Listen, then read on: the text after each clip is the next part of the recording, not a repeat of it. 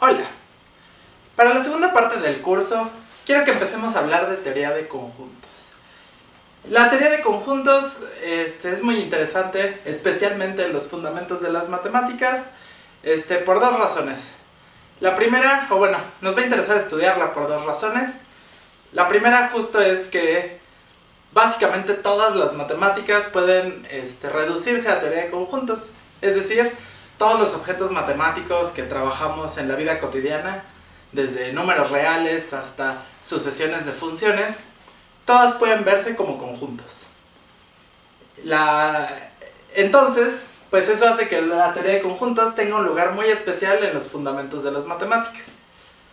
Por otro lado, pues de esta misma conexión hace que haya muchas estructuras propias de la teoría de conjuntos que se reflejan en todas las áreas de las matemáticas, como funciones, relaciones de equivalencia y algunos órdenes parciales.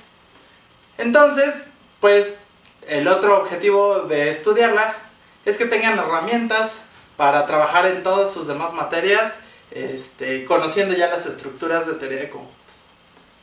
Entonces, la teoría de conjuntos, como la entendemos hoy en día, surgió a finales del siglo XIX, principalmente de las manos de Cantor y Dedekind. Estos dos matemáticos pues encabezaron una revolución en la que pues su objetivo principal era domar el infinito. Durante siglos y siglos, de hecho desde Aristóteles, el concepto de infinito se consideraba un concepto pues realmente insensato. Cualquiera que tratara de trabajar seriamente con el infinito no era considerado más que un loco o un tonto.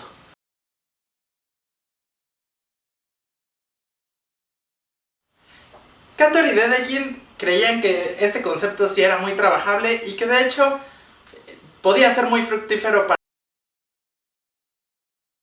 para las matemáticas.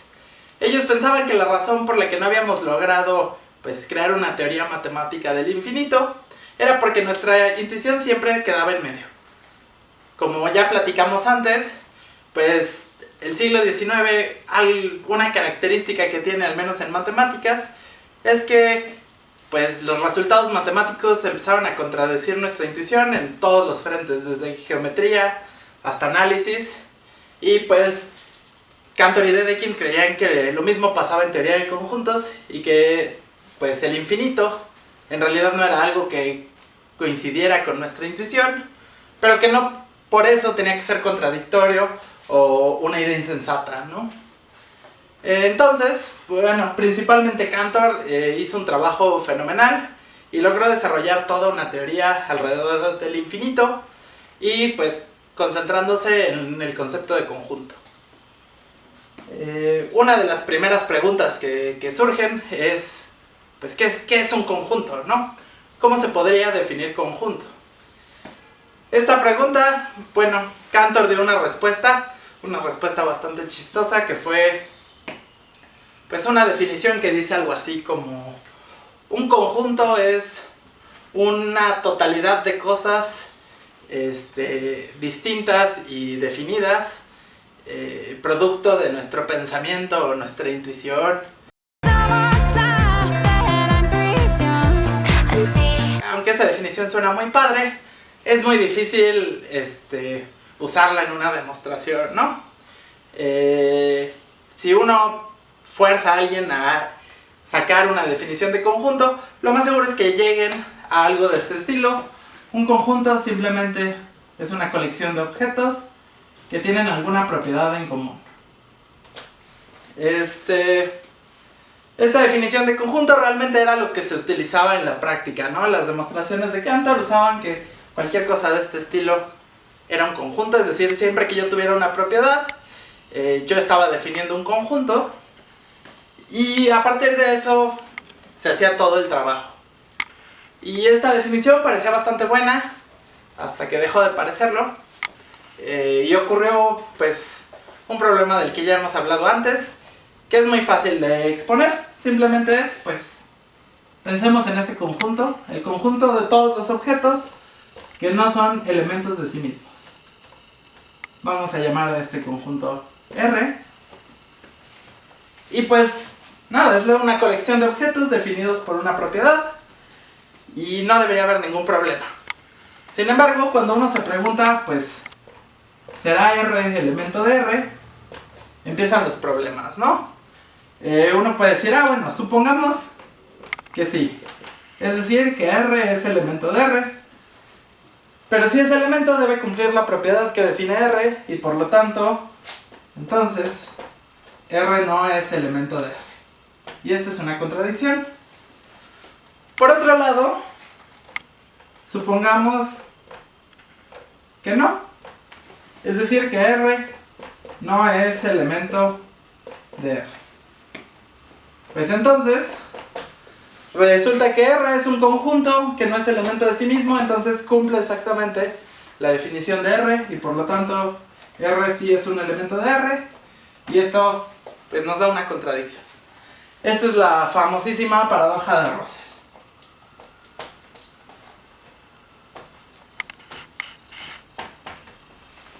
En realidad el nombre es un poco engañoso porque aunque Russell sí la descubrió y la popularizó,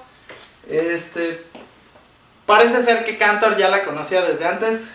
Russell la encontró alrededor de 1901 y parece que Cantor ya la conocía desde 1890 y tantos. Sin embargo, Cantor era muy pragmático y creía que esto no era mayor problema. Por el contrario, personas como Frege, como Russell, se preocuparon, o como Hilbert, se preocuparon mucho por este problema y creyeron que sí era un problema muy grande. La razón por la que era un problema muy grande es porque, pues al encontrar una contradicción, eso significa que cualquier cosa se puede demostrar a partir de una contradicción, que es algo que tiene que ser falso, pues podemos demostrar lo que sea, y por lo tanto las matemáticas que hagamos no tienen ningún sentido, porque podríamos demostrar que cualquier cosa ocurre, pero también que lo contrario ocurre, y eso no es muy útil. Entonces, pues, este fue un golpe fundamental para la teoría de conjuntos, y dividió al mundo en dos bandos, básicamente. Los que dijeron que, pues, todo el problema era culpa de Cantor, porque, pues, se puso a jugar con el infinito cuando eso era algo que no había que tocar y que sus ideas eran pues tontas en el fondo y que esta contradicción era la prueba. Pero también hubo otro bando encabezado principalmente por Hilbert, que veían potencial en la teoría de conjuntos, que en realidad Hilbert creía que servía para fundamentar toda la matemática. Y le preocupaba este problema porque, pues, para él esto significaba que al menos que toda la matemática podría ser inconsistente, ¿no? Llegó un punto en el que los matemáticos realmente creyeron que esta contradicción era una muestra de que las matemáticas que se habían hecho durante toda la historia podían estar fundamentalmente mal, que había un error de fondo que hacía que todos los resultados tuvieran que dudarse. Entonces, pues pensar que la matemática era inconsistente era una idea muy muy peligrosa y los matemáticos pues no querían quedarse sin chamba. Entonces, Hilbert comenzó un proyecto de investigación en el que el objetivo era estudiar los fundamentos de las matemáticas y resolver estos problemas. La idea de Hilbert consistía en básicamente hacer lo mismo para la teoría de conjuntos que él ya había hecho antes para la geometría. Y era, pues, basarse en el método axiomático de Euclides, pero llevado a un nuevo nivel, para tratar de asegurarnos que no hubieran problemas.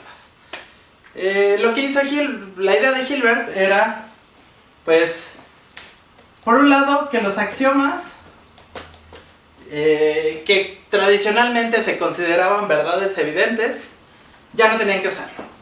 No, simplemente eran afirmaciones que se aceptaban para demostrar cosas. Crecer.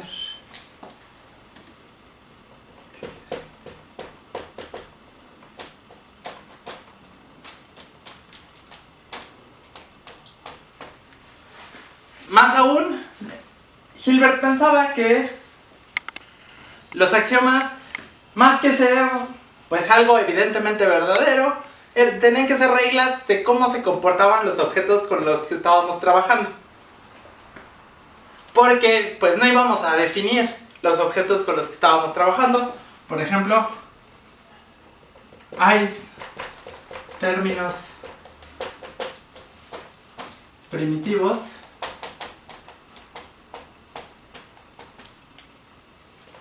que no se definen. Por ejemplo, conjunto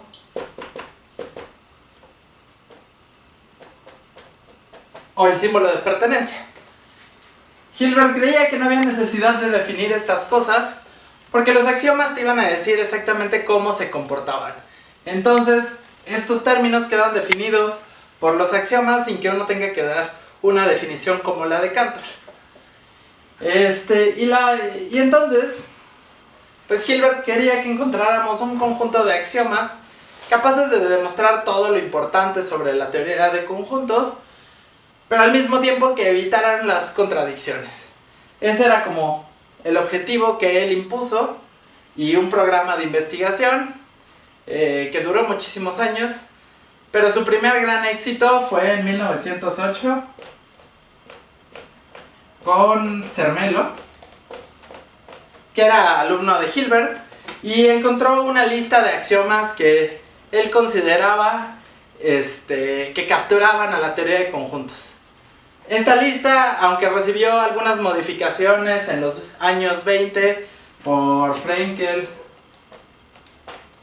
y por Skolem y algunos otros detalles, se volvió la base de lo que ahora consideramos la teoría de conjuntos, al menos de la versión más ampliamente utilizada, y de los axiomas que se conocen como ZFC o ZFE para los hispanoparlantes, que simplemente significa Zermelo, Frenkel, y la C o la E vienen del axioma de elección, o choice en inglés,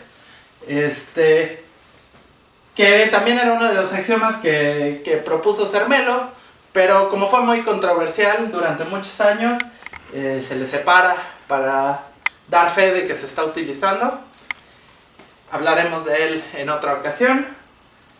Y estos axiomas quedaron como una excelente base para toda la teoría de conjuntos, y por lo tanto para pues todas las matemáticas. Lograron evitar problemas de inconsistencias como la paradoja de Russell, al menos hasta donde sabemos, y son, pues en el fondo, la base de todas las matemáticas que hacemos, o de casi todas las matemáticas que hacemos. Entonces, pues lo que quiero que hagamos en los próximos videos es estudiar un poco estos axiomas de una forma intuitiva, para que nos vayamos dando cuenta de cómo funciona la teoría de conjuntos, de qué se puede hacer con ella, y de cómo nos podemos poner los lentes conjuntistas para ver todas las matemáticas como conjuntos. Entonces, nos vemos a la próxima.